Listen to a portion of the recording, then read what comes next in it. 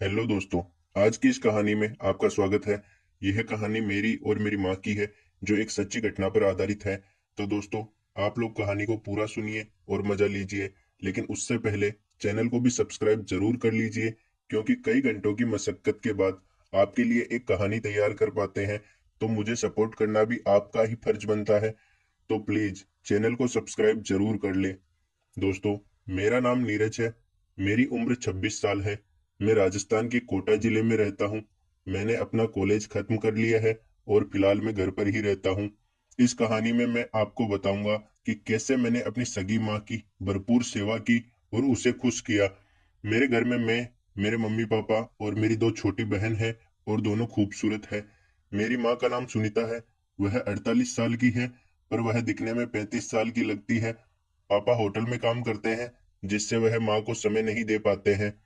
और अब पापा ने माँ के साथ वह सब तो लगभग बंद ही कर दिया है। मेरा उनकी सेवा करने का मन तो तब से ही होता था, जब से मैंने माँ और पापा को वो करते हुए देखा था।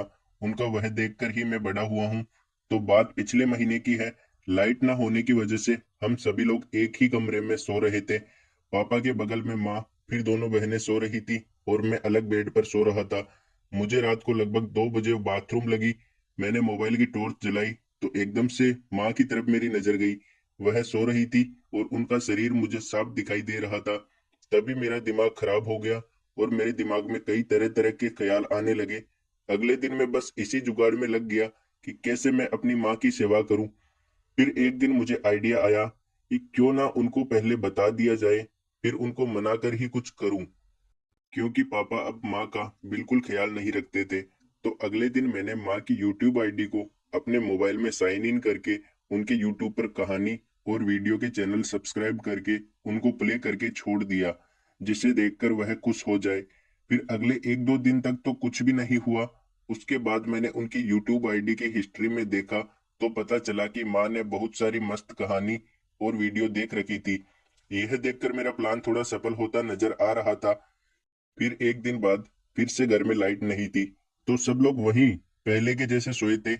एक बेड पर पापा, फिर माँ और उनके बगल में दोनों बहनें, और मैं अलग सोया था। रात को 1 बजे के करीब मैं बाथरूम करने को उठा, तो देखा कि माँ यूट्यूब पर कहानी सुन रही थी। तो मैंने सोचा कि यही सही टाइम है, पर मेरी हिम्मत नहीं हुई। जब मैं बाथरूम करके वापस आया और मैंने धीरे धीरे हिम्मत करके अपनी माँ की तरफ हाथ बढ़ाया, मुझे डर भी लगने लगा था कि अगर उन्होंने पापा को या किसी को कुछ बता दिया तो पापा मुझे बहुत मारेंगे या घर से निकाल देंगे। फिर मैंने धीरे धीरे माँ से बातें करनी शुरू कर दी। बातें करते करते मैं कब सो गया मुझे पता ही नहीं चला। जब मैं सुबह उठा, तो मैंने देखा कि माँ रसोई में काम कर रही है और पापा काम पर जा चुके थे। मेरी छोटी बहनें भी कॉलेज जा चुकी थी। मैं उठा और फ्रेश होकर आया, फिर चाय पी। फिर मैं सोचा कि आज अच्छा मौका है, घर पर कोई नहीं है। तभी मैं रसोई में गया और माँ से बोला, माँ आप कितना काम करती हो सारे दिन, थकती नहीं हो क्या? माँ ने कहा, बेटा थकान तो बहुत होती है, पर क्या करूं, किससे कहूं? आजकल तो तेरे पापा के पास भी मेरे लिए समय नहीं है। तभी मैंने कहा, माँ मैं हूं ना, मैं करूंगा आपकी सेवा। तभी माँ बोली, हाँ बेटा, मैं भी यही चाहती हूँ कि कोई मेरी सेवा करे। फिर मैंने माँ से कहा, माँ आप कमरे में जाकर सो जाओ, मैं आपकी मसाज कर देता हूँ, जिससे आपकी थकान भी दूर हो जाएगी और आपको आराम भी मिलेगा। तभी माँ ने कहा, ठीक है बेटा, और माँ कमरे में चली गई।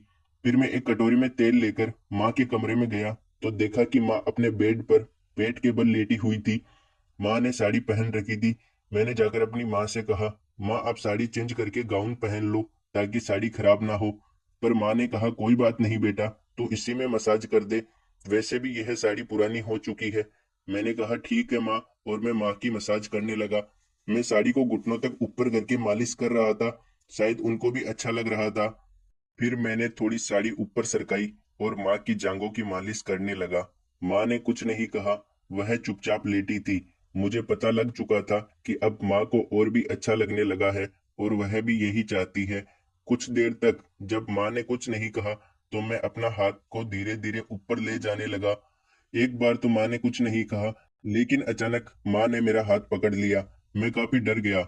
माँ जल्दी से उठी और चुपचाप बेड पर बैठी रही।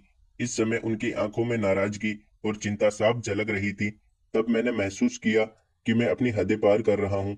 तभी माँ ने मेरी ओर देखा और मुझे समझाते हुए कहा, नीरज, यह सब बातें मजाक तक ठीक है, लेकिन माँ बेटे के रिश्ते की एक मर्यादा होती है, हमें उसे पार नहीं करना चाहिए। मैंने माँ की बात को गंभीरता से लिया। मुझे एहसास हुआ कि माँ का दिल दुखाना गलत था। मैंने माँ से तुरंत माफी मांगी और वादा किया कि अब से मैं ऐसा कुछ नहीं करूंगा जिससे हमारे रिश्ते में कोई दूरी आए। माँ ने मुझे माफ किया और गले से लगा लिया।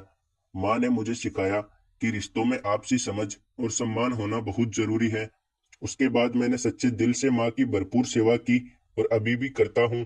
तो दोस्तों, यह थी हमारी आज की छोटी सी कहानी। आपको यह कहानी कैसी लगी, आप हमें कमेंट करके जरूर बताएं। अगर आपको यह कहानी पसंद आई हो तो इसे लाइक करें और अपने दोस्तों के साथ शेयर करें। आगे भी ऐसी ही रोमांचक कहानियों के लिए हमारे चैनल को सब्सक्राइब करें और बेल आइकन दबाना ना भूलें, ताकि आप हमारी कोई भी कहानी मिस ना करें। धन्यवाद।